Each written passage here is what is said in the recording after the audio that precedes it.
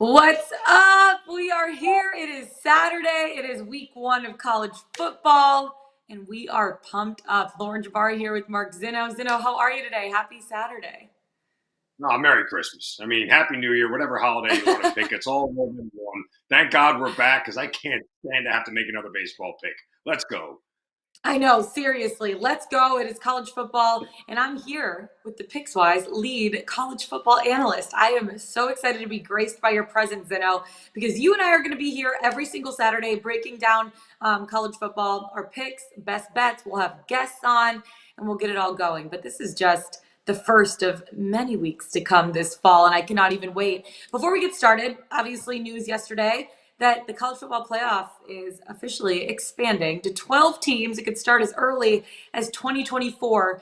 Your thoughts on the opening up of the college football playoff to include 8 more teams than it did the last few years?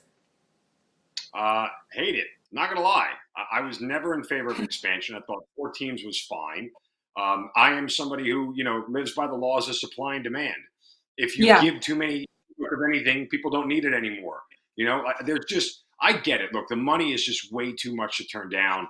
We're talking about billions and billions with a B of dollars that are out there on the table for universities and schools to be able to gobble up Yeah. from television and everything else. So I understand why they did it. But I think exclusivity and keeping it at 4 makes it that much better. My only request was this prior to expansion. I wish they would do realignment before they did expansion. Like, come up with what the conferences are going to look like, whether it's a Power 4, a Power 5, a Power 6. Spread the schools out across the board. Try to make it as even as possible as you can, whether it's Mhm. geographically by how good teams are, and then do the expansion. Because what I don't want to see is we expand to 12, and then we get 5 Big 10 teams in there and 4 SEC teams, and then what do we really fix? Like, what did we really fix by expanding? I mean, I don't know that we changed any of the landscape. So I wish they would do realignment first, then do expansion, but those two don't necessarily go hand in hand. Yeah, this expansion is starting as early as 2024. Officially, it will begin in 2026. So it's going to be interesting to see. I don't know how I feel about it. I could see perks of it, but I also see because you want to see some of these best teams. Like you see some of these teams sometimes that finish 5, 6, 7 that could deserve to be in the college football playoff. But then I feel like you're going to get that huge drop off around like 8 or Yeah. 9 for the last Mm-hmm. 4 bottom teams that don't necessarily deserve to be there. I would have liked to see maybe an 18 playoff rather than 12. 12 seems like a lot because I feel like sometimes between 5 and 8, there are a few teams that could possibly deserve to be in the top 4. I remember a couple years ago, probably 4 years ago, like Baylor deserved to be in there and they didn't end up getting in. And it was just like, there's a lot of mess going on around that 5, 6, 7 spot. But 12 teams is a lot. It's going to be interesting to see how it works out starting in 2026, maybe as early as 2024. All right, we got the first official day of college football. I know we had games on Thursday. We had a game last night. Speaking of Michigan State, ended up winning that game against Western Michigan. Just your thoughts on that game before we dive into some of the big games going on today. Yeah, I mean, look, it always amazes me how good odds makers are. What was the line? 21.5, and Michigan State Yeah, wins by 22. I mean, dear Lord, can you it's get it right on the wild. number? I've had 2 pushes 2 weeks in a row in Illinois now. So, I mean, odds makers coming out very sharp right here at the beginning of the college football season. But, Michigan State's going to be one of those teams in the Big Ten this year that, once they start to play real competition, I think you're going to find out what they really are. They should beat up on a Central Mhm. Michigan. They should beat up on lesser opponents. But when they get to the big boys in their own conference, like your squad, the Wolverines, it might be a different conversation. Which I was looking for my Michigan shirt today to wear.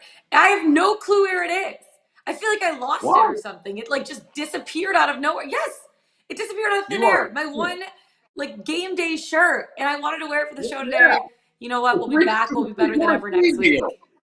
I know which one you're talking about. You wore it like every Saturday last year. Because I don't have any other Michigan shirts. I wear a lot of hats. I'm a hat gal. Okay. But I can't wear a Well, hat on the show because then it looks like I'm a degenerate and I don't know, that I don't care about my it'll be faith. a So, happy college but football you know season. what? To you, I will get you a Michigan shirt, one that's classy and Thank stylish enough for you you. to wear on a beautiful program. Thank you. I appreciate that. Honestly, I am going to the Georgia game today here at Mercedes-Benz Stadium, and I wanted to wear my Michigan shirt. And then I'm like, I'm going to be shit on if I wear my Michigan shirt to Mercedes-Benz with all these Georgia fans. And honestly, it's too soon for me to still talk about it. It's too soon for me to talk about New Year's Eve last year. I don't know if it's ever not going to be too soon.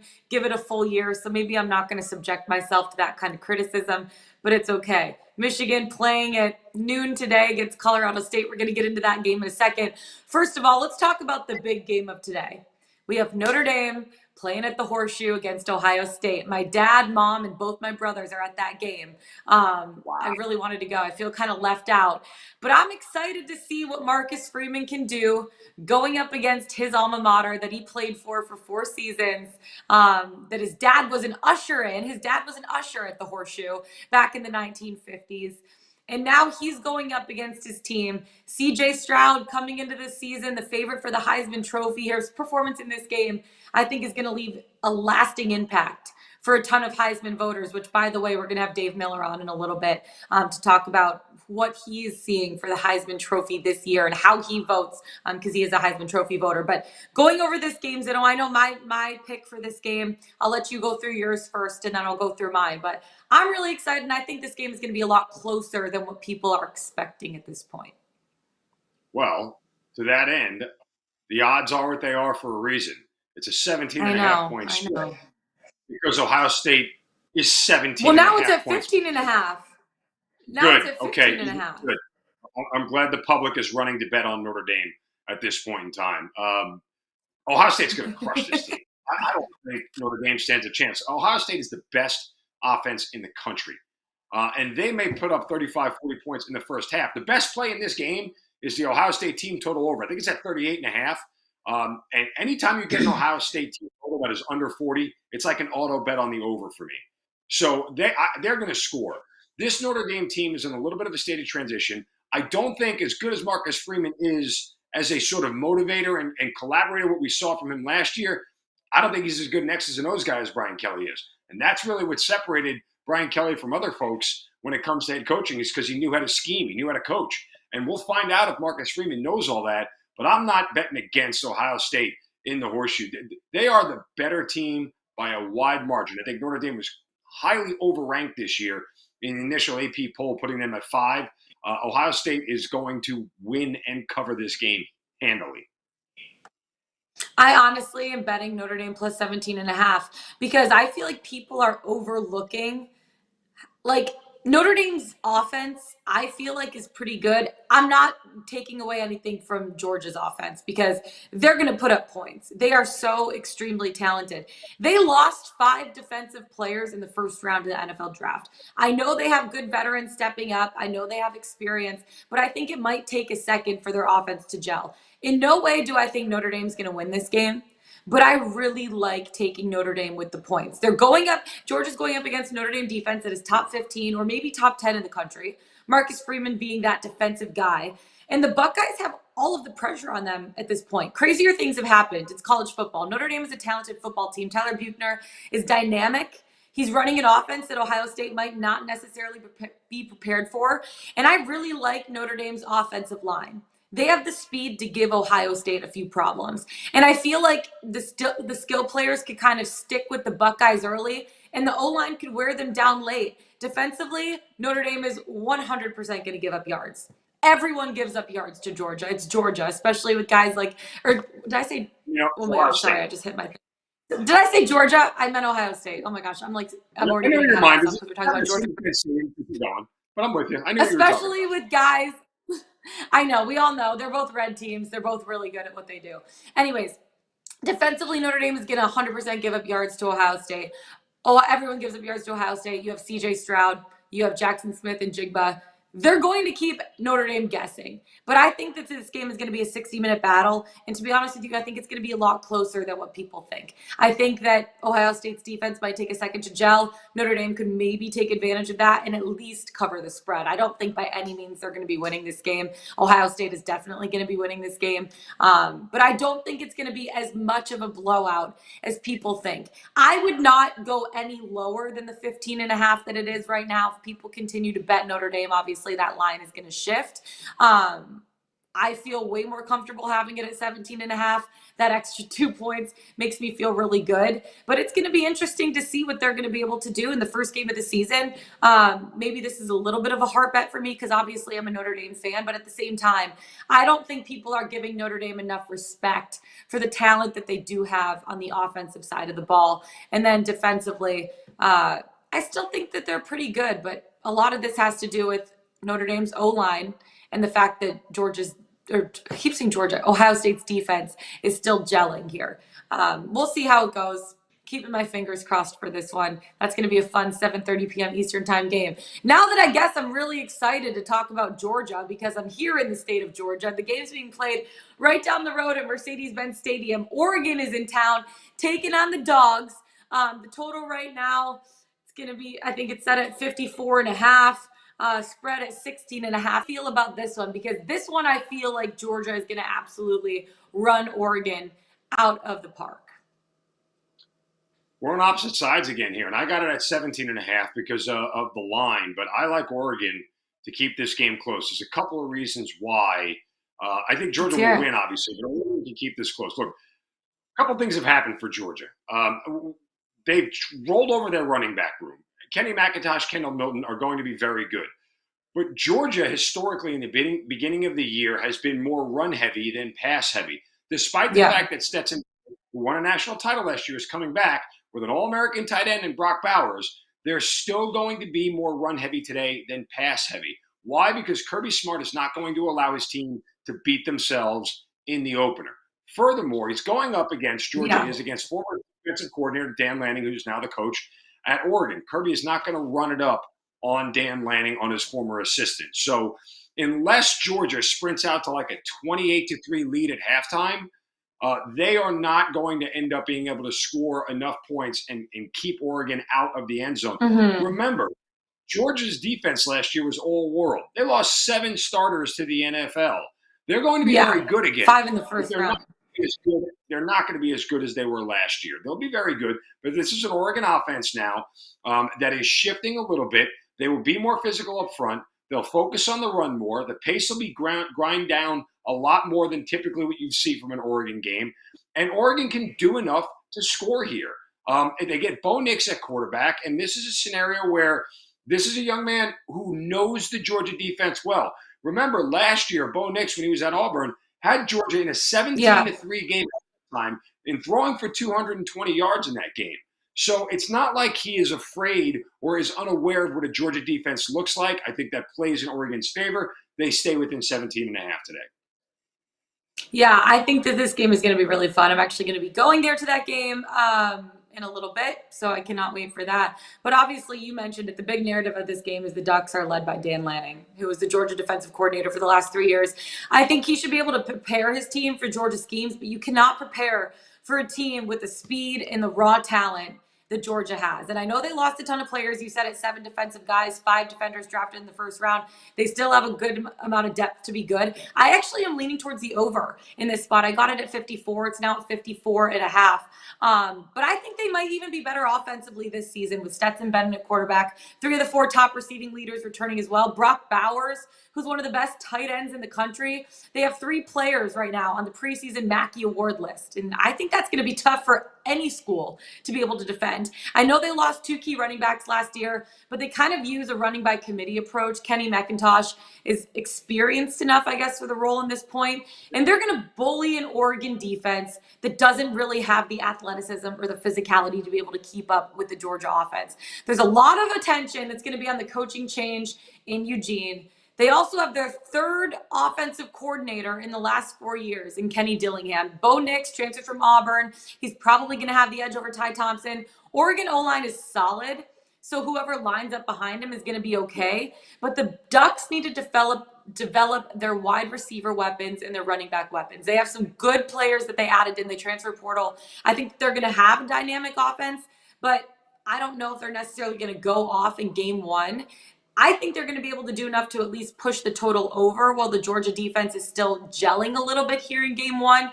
But I think Georgia, I know they're not going to run up the score, but honestly, at a certain point, you don't care about, hey, Dan Lanning used to be with us. I'm not going to run up the score on them. It is week 1 of college football. They're going to do everything that they can do to win this game, to put themselves on the map, and to be like, damn, Georgia is really good this season. Yeah, they lost some players. They are really good this season. At a certain point, those emotions of, hey, this guy used to be with us, it's not going to matter. So I took the over here, over 54 and minus 110. I am still deciding, if I'm going to be wearing red to this game or if I am going to wear my Michigan shirt. So I would like to take a poll. What do you think I should do? I mean, look, if you are a hardcore Michigan fan and are willing to suffer the slings and Obviously, I'm a arrows, hardcore Michigan fan. I went there. well, you have to suffer the slings and arrows of being a hardcore Michigan fan by walking into a place where the team that smoked them in the national semifinal is playing and stand there proudly.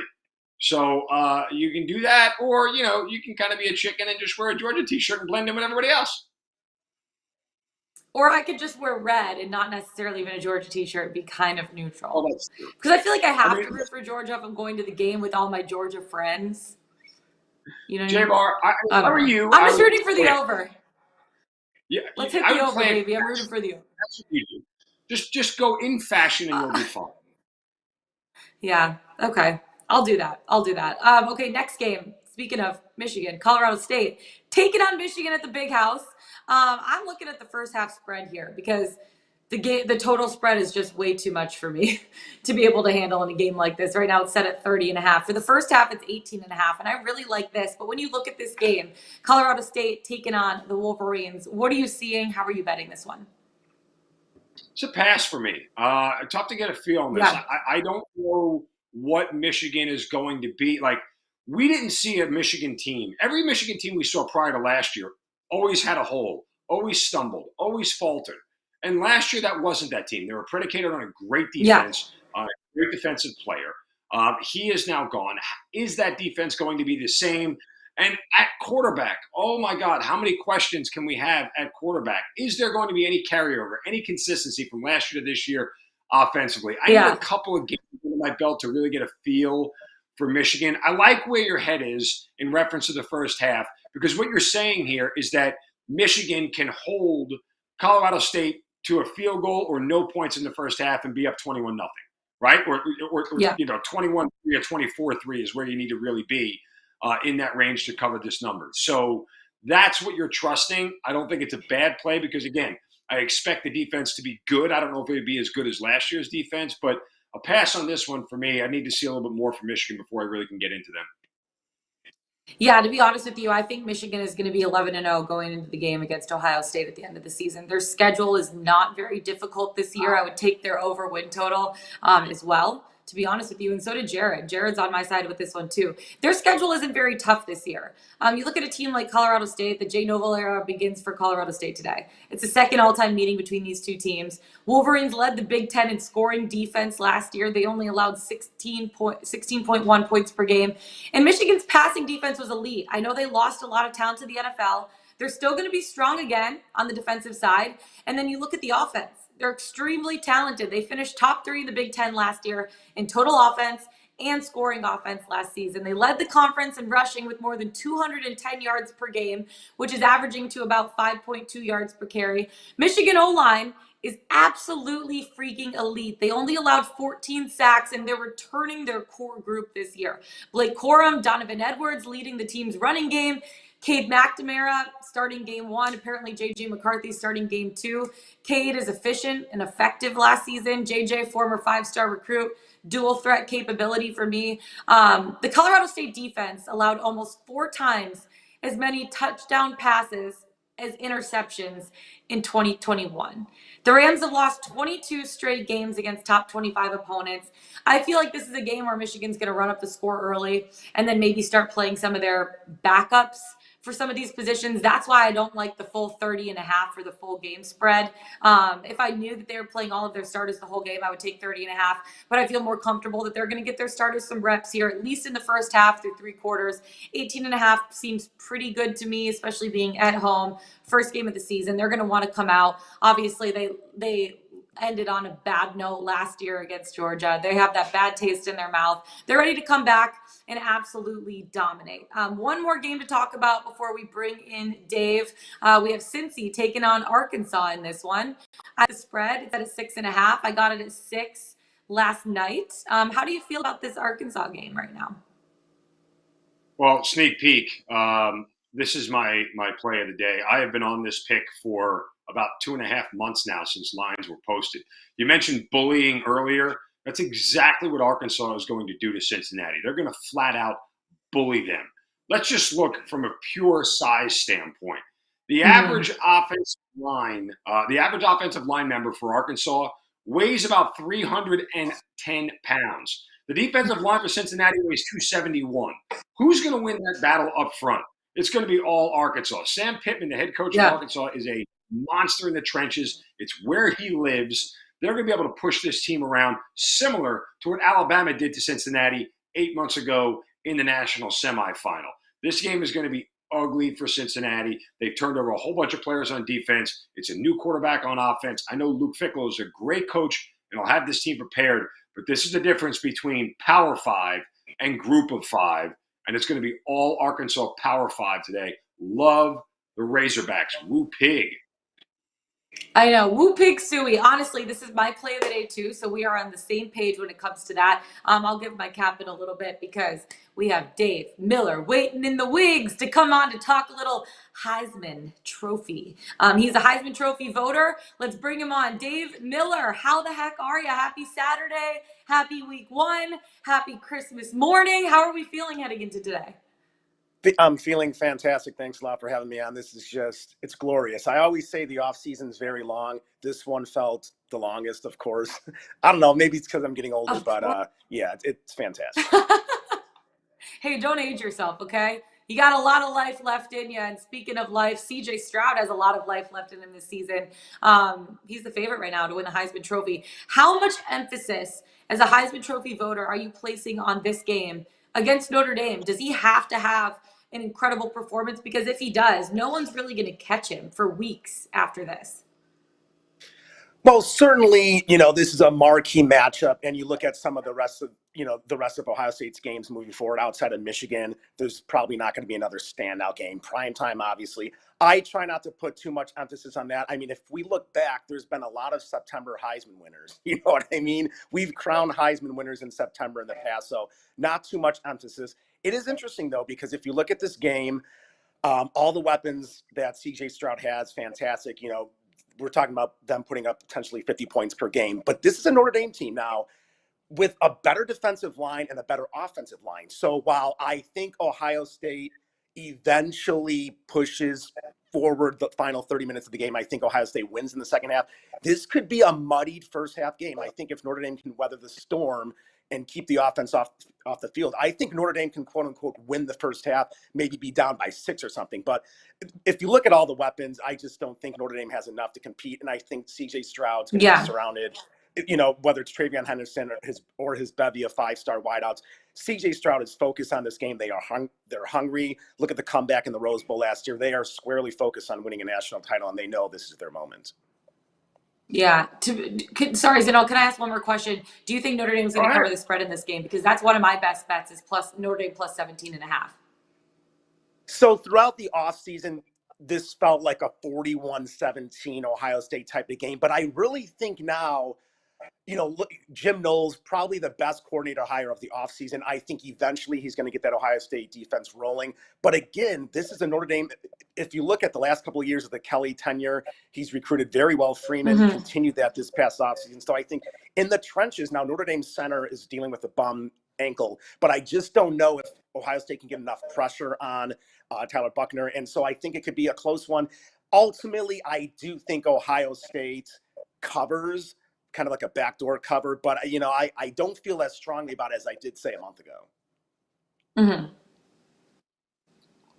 When you look at some of the other big games on the board today, Utah and Florida is one I've had my eye on for a while now, and just for one particular reason. One, I think Utah goes down to the swamp, beats the hell out of Florida. Florida's a 6-6 team this year, in my opinion. Don't trust Anthony Richardson. I know that that they've turned over the coaching staff, and they're going to rebuild this thing. Billy Napier has done a great job at building programs. Going to go to a run-first type, more physical team like he did at Louisiana, but it's going to take a couple of years. That said, Cam Rising to me is the dark horse Heisman candidate out there. I Yeah. think he's going to have a phenomenal year at Utah. I think it starts today for him in a big-time manner, but this is a guy that could be last year's Kenny Pickett, who really sort of bursts on the scene this year and starts to make way not only into the top of the NFL draft, but into Heisman consideration as well. Oh, you took away my guy. I completely agree. I saw him this morning on one board at plus 7,000. If you look at Utah's schedule, first of all, we saw Utah bully Oregon twice last year. If you look at the Pac-12 schedule, if they can get by Oregon and SC again, this is a moment for Utah, for Kyle Whittingham, for Cam Rising. He can throw, he can run. I love Utah in this situation. I believe the line's -2.5. Cam Rising's a guy at plus 7,000 right now. Incredible value. I understand West Coast guys traditionally don't get love, which is unfortunate. But in this era, in this modern era of college football, where some Pac-12 teams are now playing at noon, or in some cases, I think there's a lot of love for Utah. I think their showing in the Rose Bowl really helped them last year. I love Cam Rising, great dark horse contender.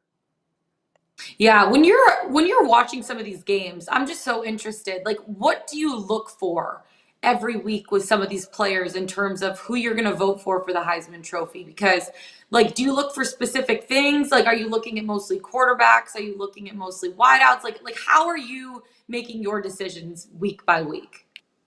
So I always do a weekly notebook, and so at the end of the season I can look back. But that's a great question, because last year, I'll be honest with you, I thought Bijan Robinson was maybe the best player I saw Yeah. week in and week out. And so say Texas went 9-3 last year. This is an award that should not be about wins and losses, but sometimes it is. But if Texas goes 9-3 last year, I think Bijan Robinson would have got a lot more votes. So I look at the end of the year, like the Lamar Jackson year. That was the first year I voted. When I look back at the year, I try to think of the one player that defined that season. And that year was Lamar Jackson. When Kyler Murray won it, it was Kyler Murray. So that's for me at the end of the year when I look back. But again, last year, week in and week out, I thought Bijan Robinson was the best player in the nation.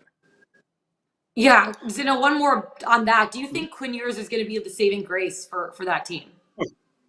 Everyone's so high on Quinn. Everyone's so high on, hey, like, he's going to take I don't know. I honestly am down on them. They're my Jabbar's Jabroni team this year. But everyone's super high on Texas at this point. So you asked the wrong person, because I have no dog in the fight. But when it comes to the Tate Martells, the Quinn Ewers, I just don't love Ohio State hotshot quarterbacks. That's just not my thing. Obviously, transfers to Texas. I love Sark. It's interesting. I thought about going to that game next week against Bama. I thought Texas could keep it close. It's one of the more fascinating teams in 2022. If you look back at that team last year, defensively, they wilted in the second half. That was a pretty good Texas team that just wilted defensively in the second half. I don't know if Ewers is the saving grace. I do think he'll be solid. I just think he might get his butt kicked against Bama next week. Yeah, well, listen, anything is better than Hudson Card, for crying out loud. So that's an automatic improvement for Sark in Texas. One final question here on the Heisman. It's an award that's weird. It's like you can win it late, but you can also lose it early. Who has the most gain today, or the most to lose today when it comes to the Heisman race? Love that, Zeno. Yeah. So the most to gain we touched on, I really think it is Cam Rising, because, USC and Oregon will be tough opponents down the road. But even though this isn't our older brother's Florida defense, going down to the swamp in week one, that'd be huge for Cam Rising. Most to lose, I really think it's CJ Stroud, for some of the reasons I mentioned. Yeah. This is a Notre Dame defense. The defensive line is strong. The front seven's strong. They got a Northwestern transfer, Brandon Joseph, who was one of the more underrated graduate transfers that I thought this offseason. And if you look back to last year, CJ Stroud in the Minnesota game, that Thursday night game, he didn't perform terribly, but Ohio State fans rode him for some overthrows and such. So I think, all eyes are on CJ Stroud. And if he has an average game, that doesn't help him. He definitely needs to show up and show out in a game like this against Notre Dame. And to be honest with you, I think Notre Dame is going to exceed expectations in this one. And I know expectations are set extremely low for the Fighting Irish. Zeno hates that I'm saying this.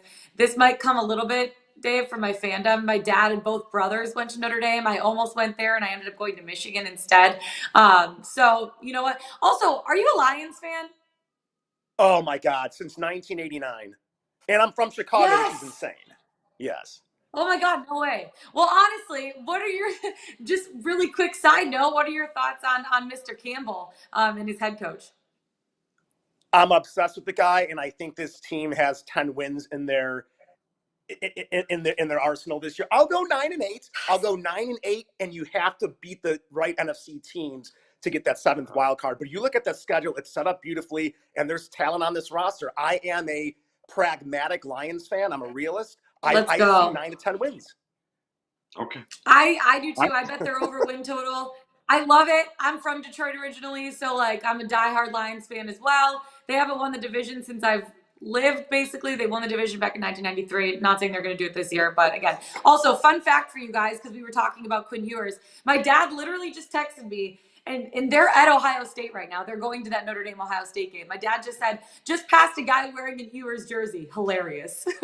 So there's people in Columbus that are huge Quinn Ewers fans too. So who knows?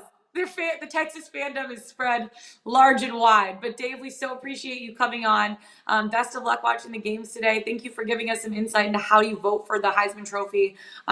It's actually super, super interesting because I've always had a lot of questions about it. So thank you for coming on, giving us your insight, and enjoy week 1 of college football today. Thanks so much. You two both. Hope to be on again. All right, talk to you soon. That was Dave Miller, Heisman voter and field level media college football analyst. Follow him on Twitter at Miller_Dave. All right, before we get to our best bets, we're doing a new segment, Zeno, called Cash, Trash, or Play. And we're going over different conferences. Today we're doing the Pac-12, talking about which team we'd cash, which team we'd trash, and which team we'd play. So let's start it out with cash, baby. How are you feeling about this one? Because I feel like we're kind of both on the same side when it comes to this. We love the Utah Utes. We do. Look, I mean, again, we just talked about Cam Rising, all he brings. Remember, Utah also may have the best running back in the country in Tavion Thomas. Yeah. They are a very physical group up front. Kyle Whittingham is one of the best coaches in the country. This is a team that has the best and the most talent depth of any team in the Pac-12. It's really their conference to lose. If they don't slip up, there's no reason. They'll lose a conference game, but if they lose 2 of them, it's because they had 2 bad games. So, you give them sort of one reprieve, but this is a team that everybody believes should win the Pac-12. I think the USC love is more public and more name recognition than necessarily talent and the roster itself. Yeah, I totally agree with you on this one. Like, I'm cashing Utah. It's not great value at this point at plus 225, but they're going to win. USC is the talk of the Pac-12 right now, but Utah's returning a ton of players. I love Cam Rising. I love what Dave had to say about him. He provides a ton of confidence for this team. I know his numbers last year weren't necessarily incredible. He still had 26 touchdowns, 5 interceptions, and I think he's going to take a huge jump this season. He has a little bit more seasoning on his bones. He has 499 rushing yards on 74 carries last season. I think the Utes are going to jump to a hot start. His odds to win the Heisman are going to skyrocket. And if they're a playoff threat, which I think at this point they could be, Cam Rising has a really good chance of winning the Heisman Trophy. So that's definitely my cash. Not necessarily great value, but you know what? I feel pretty high on them. What about the trash team? Because I know my thoughts on this. You are on a different team for trashing. Well, I mean, of the teams we're looking at here, the 4 that we're talking about, Utah, UCLA, Oregon, and UCLA. Yeah. I trash UCLA. They have the least amount of talent out of those 4 teams. I mean, all 3 other teams have something that is standout, that really brings something to the table. What is really the standout feature or the standout thing about UCLA other than Chip Kelly as the head coach? Like, I don't really know that there is anybody. Utah has obviously one of the best running attacks in the country. You're talking about one of the best play callers and quarterback talents in the country in Caleb Williams at USC. And, of course, Oregon has the deep and the standouts all over it. So, I don't know where UCLA sort of fits in above any of those 3 teams. To be honest with you, UCLA is kind of my play, and it's mostly because I'll get to my trash team in a second, but since you're talking about UCLA, they are my play team. I think it could be a breakout year for Chip Kelly. I know that, this is the year that he finally has his own players there. This is going to be his make or break year. So these are the guys that he's been recruiting. He's actually coaching his players that he saw in the past that he wanted to be there under his system, in his system, playing for him. So I think it could be a good long shot.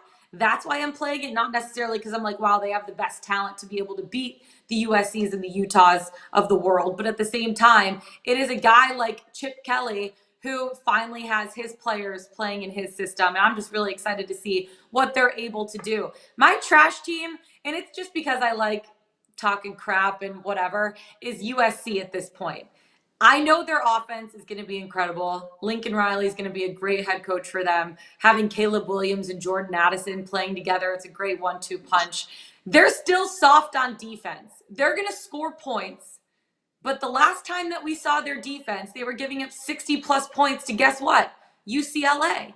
I just don't know if their defense is going to be able to be good enough to keep up with the success that their offense is going to be able to have. And with their value right now at only plus 225, I just want to start a little crap talk and just be down on a team that everyone else is super high on. So I'm actually trashing USC and playing UCLA for the fact that USC's defense, I don't know, is going to be able to keep up with their offense. And finally, Chip Kelly has his players playing in his system. Let's talk about your play team, though, because this is a team that I'm going to be watching today here in Georgia, playing at Mercedes-Benz against none other than the Georgia Bulldogs. I have a ticket sitting there in Oregon over 8.5 wins this year. And I hate betting on a team win total where I know they're going to lose their first game, which is the case for Oregon. But this is a team that, again, you mentioned, they have one of the best offensive lines in the country. There will be holes for them to run behind. Dan Lanning is another coach who focuses on the trenches, and they'll be big and bullisome up front. Not only that, you look at who they have on the defensive side of the ball, and the players that they have there. This is going to be a very talented defense this year, especially in the Pac-12. They'll be able to dominate. And the goal for Oregon this year is not to get smacked around by Utah the way they did not once, but twice last year. So I like Oregon. I'm going to hang on to this team all year long and see how they grow and develop under Dan Lanning. But they're going to take it on the chin today. I don't doubt that for a second. I hope they can keep it close. But still, this is a team that shouldn't have any other problem getting to 9 wins. Yeah. All right. Going over our picks one more time for cash, trash, or play. Zeno, Pac-12, cash, Utah, trash, UCLA, play, Oregon. For me, cash, Utah, trash, USC, play, UCLA. We're going to go over some more of these conferences throughout the next few weeks, which I'm really excited about. This is a great segment idea. Jacob, our producer, is absolutely killing it with these creative segments. So cash, trash, or play, Pac-12, done, dusted. Let's get into Pickswise 3-star play of the day, Zeno, because I know you have a couple on there. Pickswise.com website. Give us a little overview of the 3-star plays that we have on the website today that people should go check out. I have posted 2 3-star plays myself. We also have one Arizona-San Diego State for you to check out, and a total out there in the Albany-Baylor game that's interesting. We even have a play up there for tomorrow, as it is the extended college football week 1. So make sure you go check out Pickswise.com for all the 3-star plays of the day.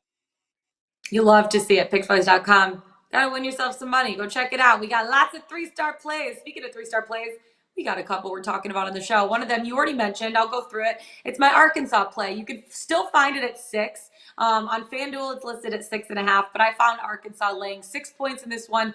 They've covered the spread through their last 3 games of 2021, including the Outback Bowl win against Penn State. And Cincinnati did not meet expectations in the second half of 21.